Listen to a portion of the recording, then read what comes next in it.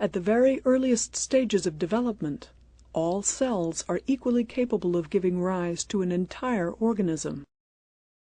But after only a few rounds of cell division, the cells begin to lose this totipotency and to differentiate, sorting into groups that will either contribute to the placenta or to the embryo itself.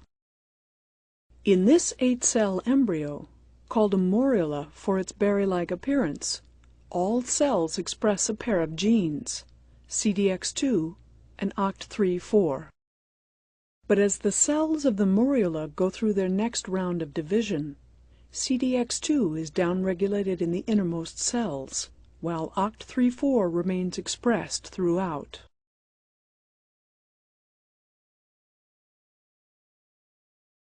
The segregation of these genes is maintained as the cells continue to divide, until after about 10 rounds of division, the embryo has become a hollow ball, known as a blastocyst. The outer layer of the blastocyst is made up entirely of cells that express CDX2. This trophectodermal layer will go on to become placenta. On the interior, OCT3/4 marks a small cluster of cells with phenomenal ability to differentiate. This inner cell mass is made up of cells with the developmental potential to give rise to all of the body's many cell lineages, an ability known as pluripotency. And indeed, every one of the cells in your own body can trace its ancestry back to these few dozen pluripotent stem cells.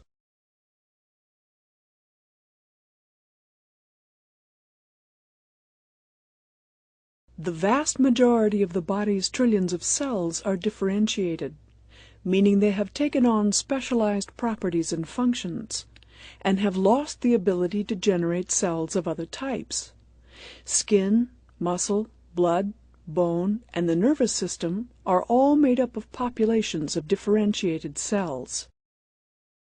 There is another type of cell, however, that remains less differentiated and retains its ability to give rise to other cell types. These cells are known as stem cells. Stem cells exhibit two characteristics not found in more differentiated cells. By definition, stem cells are able to divide and make copies of themselves indefinitely, a capacity known as self-renewal. This endless power of division is not limited to creating more stem cells, however. They can also give rise to a wide range of mature cell types. These unique characteristics make stem cells indispensable, both for replenishing the body's cells as they age and are lost, and for constructing the body itself from a tiny number of cells during development.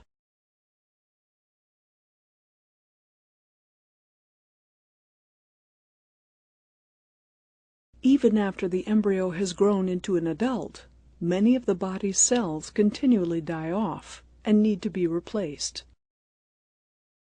For example, billions of red blood cells need to be replaced each day. This is the work of stem cells known as hematopoietic stem cells, which are located in the bone marrow.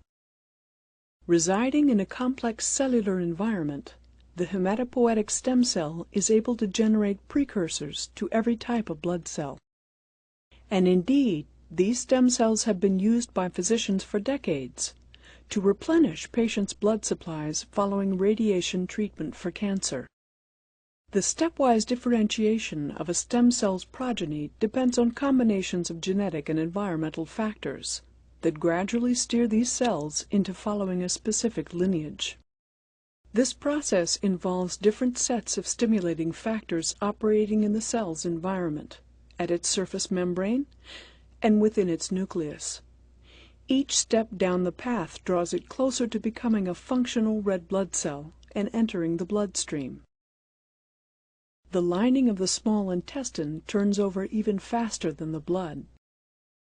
At the microscopic level, this epithelial surface consists of billions of projections called villi, with stem cell-containing areas known as crypts near their bases.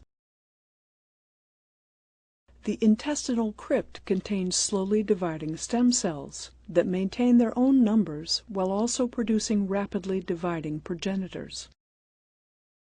These transit-amplifying cells churn out all of the differentiated cell types needed to migrate upwards and replace older cells as they are shed from the tips of the villi.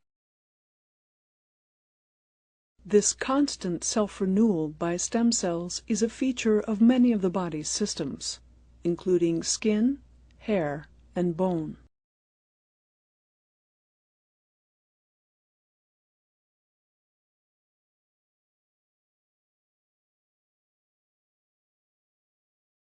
Not all of the body's organs regenerate as readily as the blood and the lining of the gut, and the multipotent stem cells that have been identified in the adult body are both limited in their ability to generate other lineages and difficult to maintain in culture.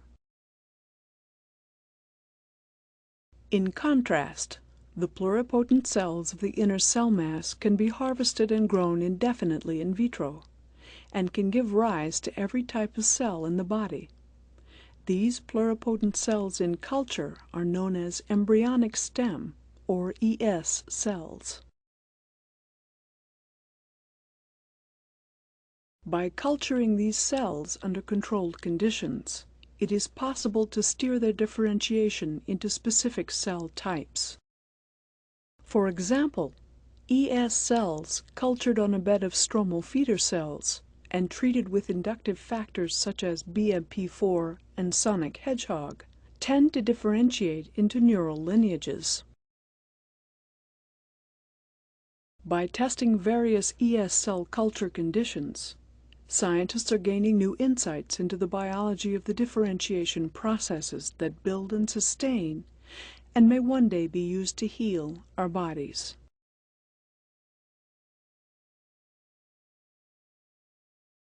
Stem cell researchers are currently exploring ways to differentiate ES cells into lineages that are of great medical and biological interest. The nervous system, the pancreas, and the heart all regenerate too poorly to restore themselves after serious injury or degenerative disease. Scientists are now seeking ways of using the knowledge they gain every day from the study of embryonic and somatic stem cells to help save patients' lives and to improve our understanding of their seemingly limitless potential.